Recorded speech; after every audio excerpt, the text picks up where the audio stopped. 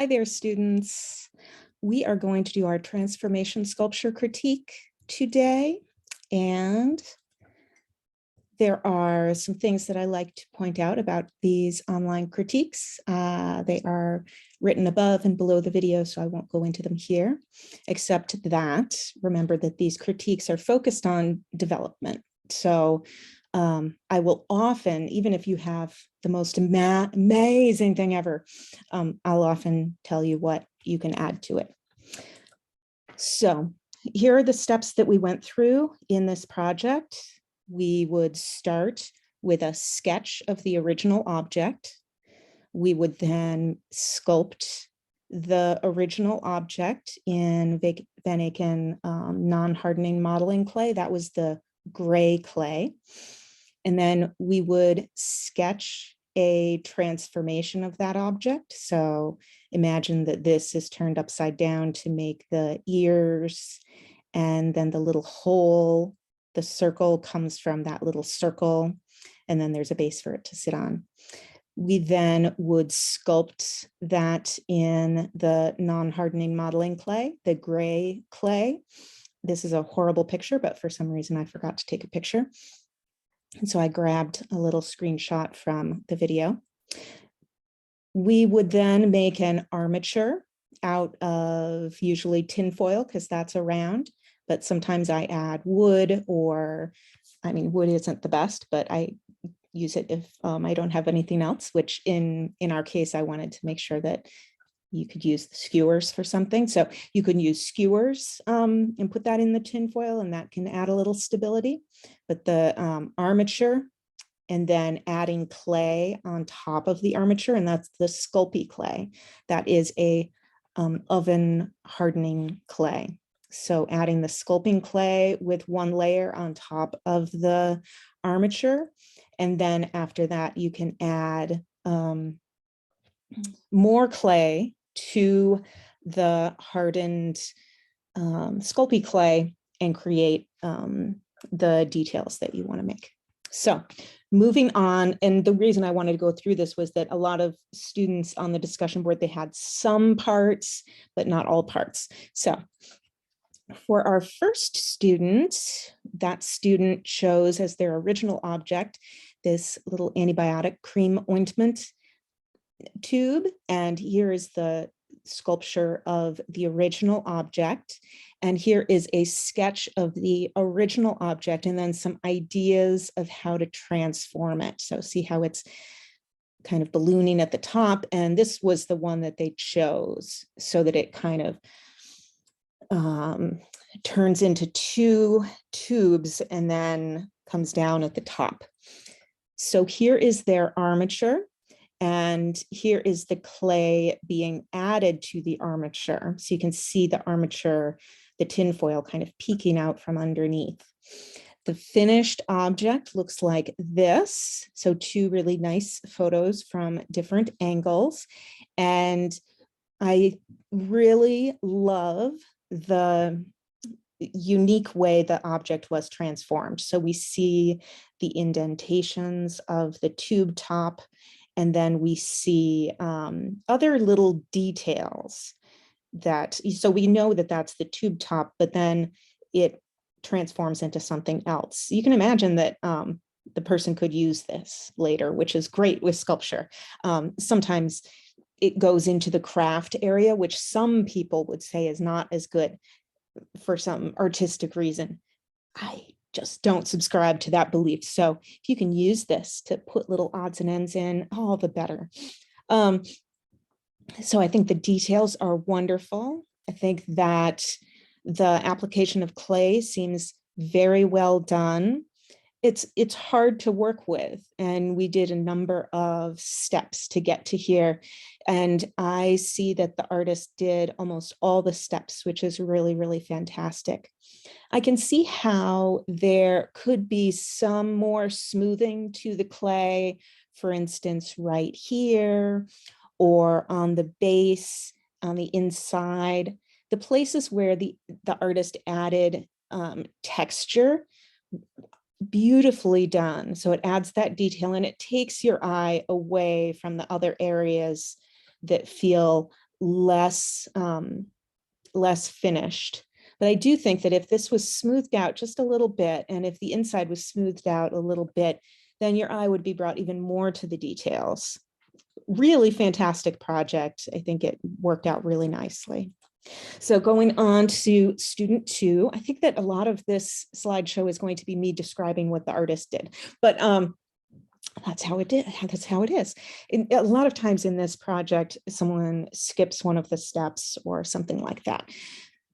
So we start with a chair, and this looks like an existing photo of the chair. If this is just the photo that the artist took, then wow, very cool.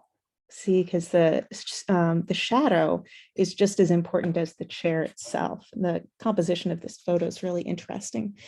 And I noticed that a lot of students seem to take existing photos of an object, which is interesting because then it's a two-dimensional object that you're looking at instead of something that you can turn around and look at from other angles. So it's an interesting approach. I don't think it's against the rules, but it actually might be a rule that I would add in the future to ensure that people had an object that they could look at from different angles. So here is the original object and a sketch of the original object. We've got sketches of how this object might deconstruct. The legs become stringy. It's almost like it's turned into fluid. This one looks almost bug-like, right? I think maybe, yeah, backrest, seat. So they're pointing out what's what, and they're kind of deconstructing it so that they become more fluid. Really, really interesting.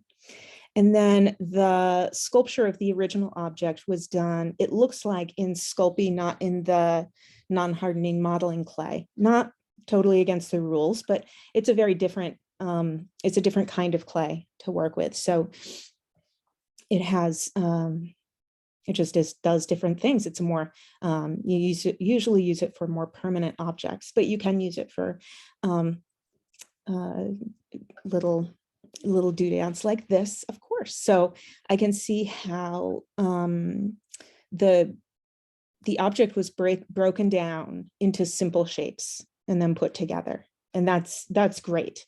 And I think that one thing that can be helpful is to play around with the object so that you're continuing to look at the original object and smoothing and manipulating so that it feels as close to the original object as possible. So for instance, the back of the chair feels very similar to the back of this chair. The arms feel like tubes that were attached. Is that bad? No, it just is what it is. And I point out these things. So here is, I think this is a model. Instead of the gray clay, the gray non-hardening modeling clay, the artist used the Sculpey clay.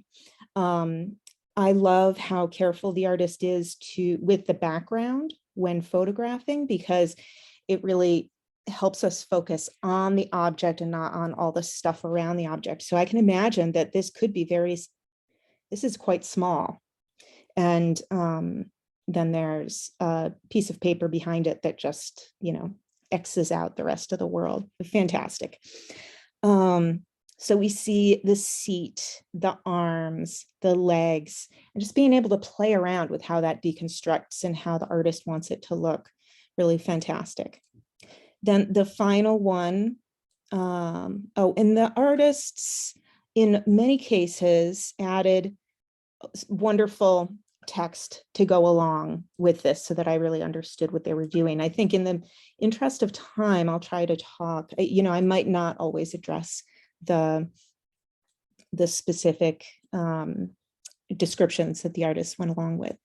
I love how this is the final object, and I love how it became the evolution from model to final. Okay, so one thing we don't have is the armature, And I think that in some cases, people just forgot to take a picture of the armature. I think that's what happened in this case.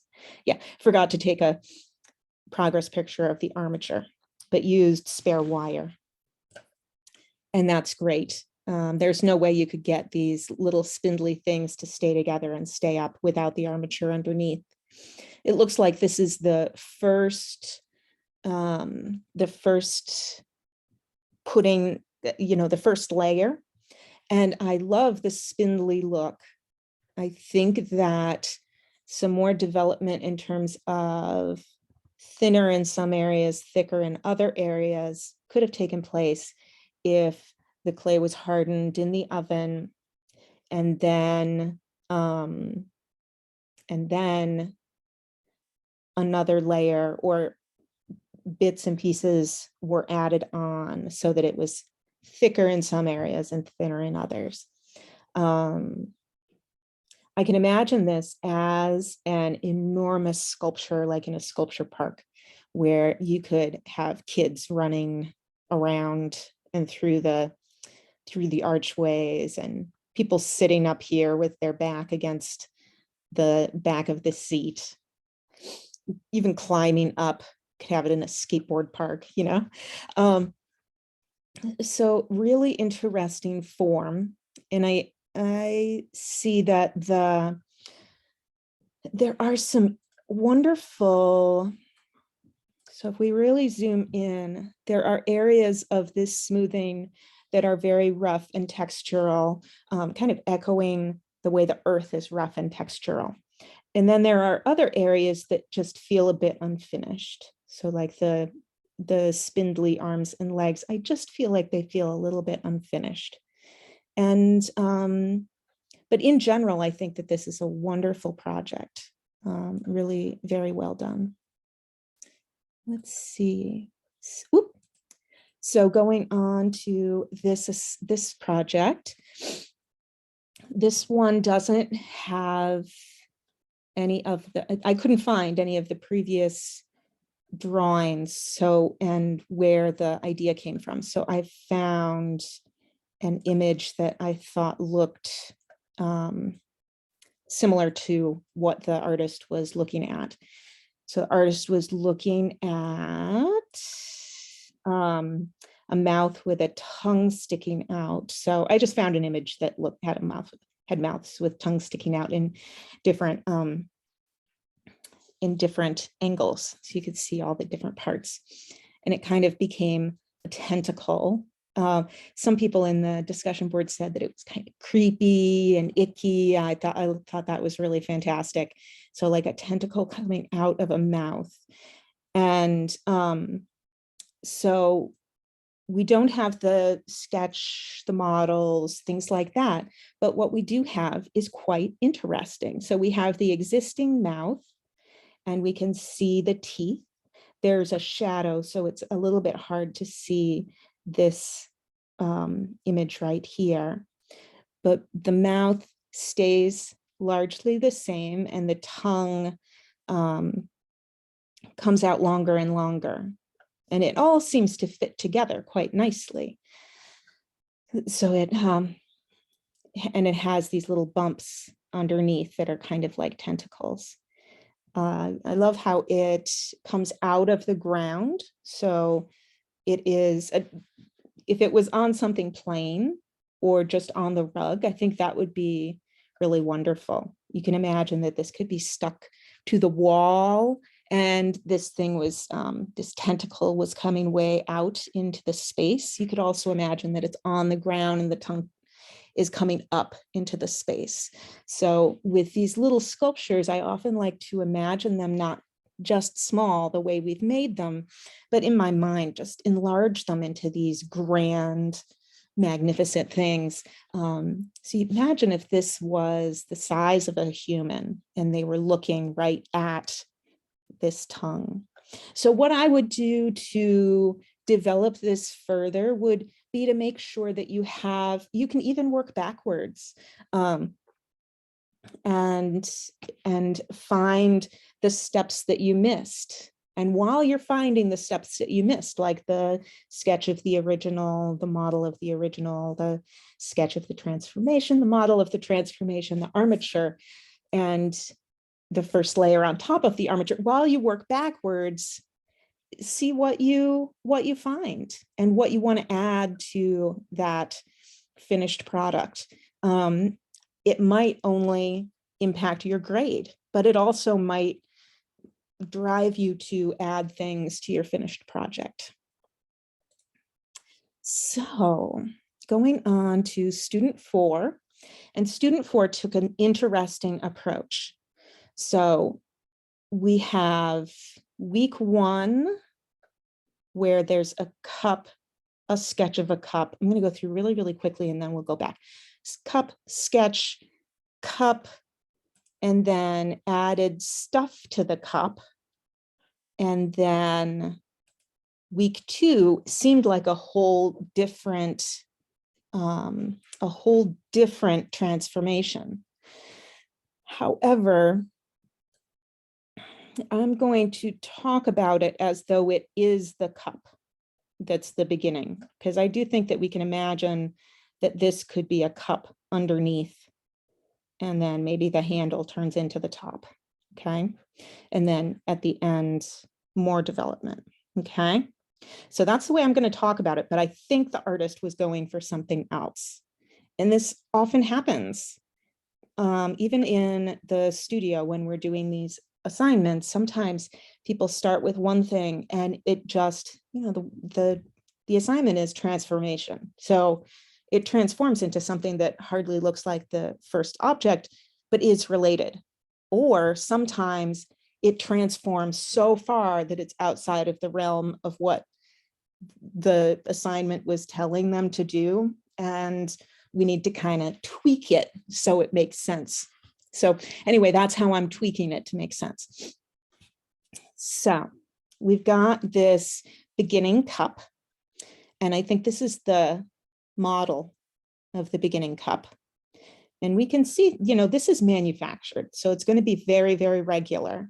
And so I think in that model, really think about how you can make it very, very regular. And, I saw in the model of the car, the first week when people were modeling the car, very well done, lots and lots of skill in this class. So in general, it doesn't bother me if things are a little bit messy along the way, especially since we're not working in the studio. We're working at home, and I'm not there to prod students to do different things. So the model kind of turned into the transformation with the Van Aken, with the Sculpey. So the other clay was nowhere to be found in this, which is not the worst thing in the world. So this became the transformation. I find that things like, make this really big so we can see it.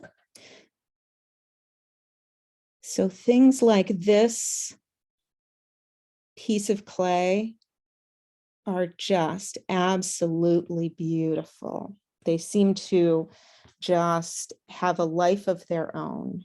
This piece of clay it just flows up and down. It almost feels as though nobody touched it. It just happened. What a beautiful thing in art, right? And so one thing that happened with this is that I think the cup maintained its cup form much too much. So as the transformative coils were added to the cup didn't make sense anymore. So I think that's where, when you're making something, sometimes you do have to ditch the thing that was the grounding object and maybe take it off and remake it so that it makes sense with the rest of the project, if that makes sense. But we're reading this since this was all week one. This artist went way far in week one.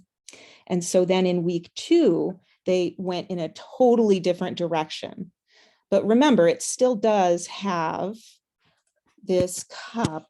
We're looking at it as though this cup is beneath the mushroom cap.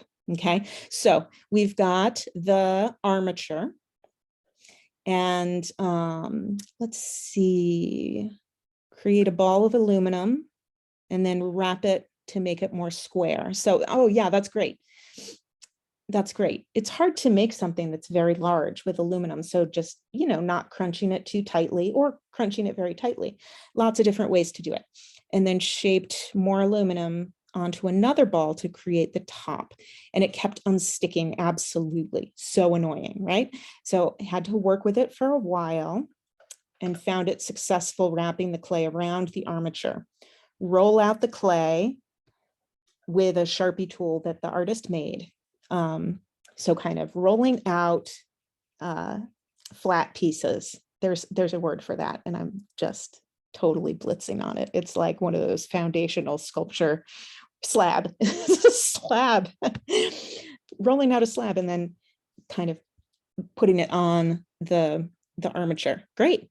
And so you can't even see the armature underneath, but you can also see, you can see that it's very firmly attached. And then week 3 added more. Let's take one of these. I'm going to take this one. I want to see sometimes I forget when I'm making these slideshows, sometimes I forget to add something just to help see the progression. So we've got this, and then the top of it kind of comes out, and the bottom has some details added to it. And I think it becomes, it looks like a very pleasing shape, and it looks like it's very fun and playful. It's very different from the original object. It may or may not be the original. Yeah, the original sculpture make it more realistic, but I had, yeah. I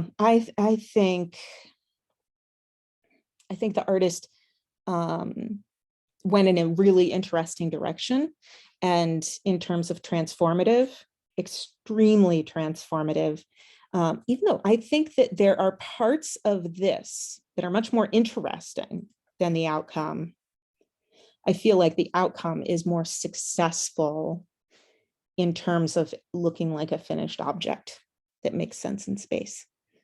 I do think that the artist is taking care in the way they are photographing the object, so that there's not, well, the background is blurry, so it really focuses us on the object, but it's also, the background is quite plain as well. It's not super duper busy. Sometimes it's busy, but not too much. Really interesting object. I think you went in really interesting directions. I wouldn't do much at all. So student 5, I think I have 9 students in all. I might break this down into 2 shorter videos because I might run out of time. So let's do this artist, and then for the last 4 artists, we'll do a second video. So this artist also went through quite a transformation through the whole thing. In fact, I didn't realize that the 3 weeks were the same person. So we start with a bobby pin. We've got sketches of the bobby pin, and then we've got this model of the bobby pin. Now look at how it's just one coil. However, care has been taken at the ends to have those little rounded bits. It's so close to the original, except much bigger.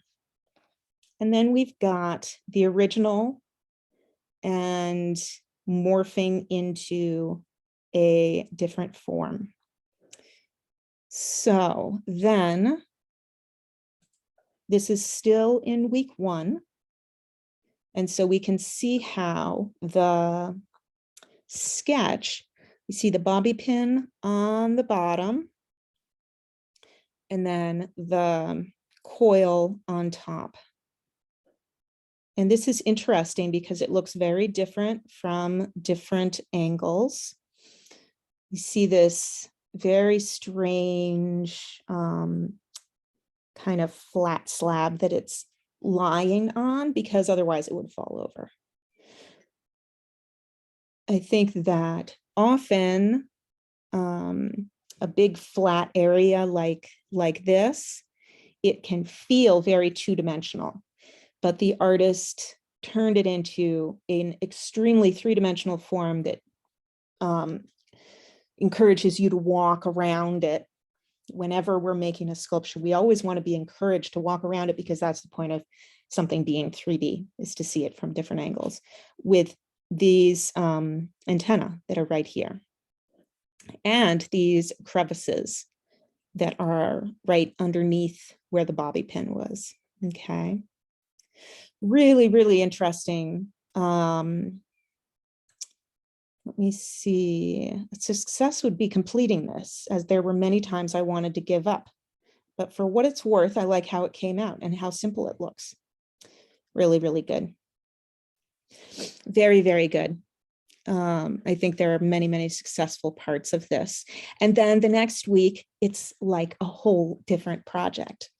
Let's see.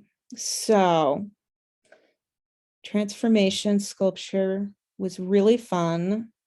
Modeling clay to the armature and making some small edits there to find the shape of the armature and make it more natural looking. I also liked blending the clay too. Very therapeutic.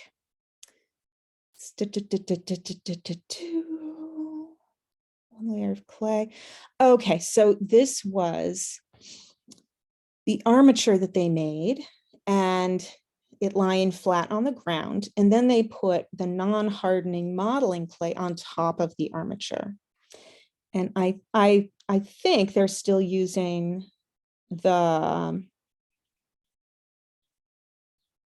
I think they're still using the bobby pin as the beginning, as the start of it. So we've got, we can imagine where the bobby pin might be. It could be right here.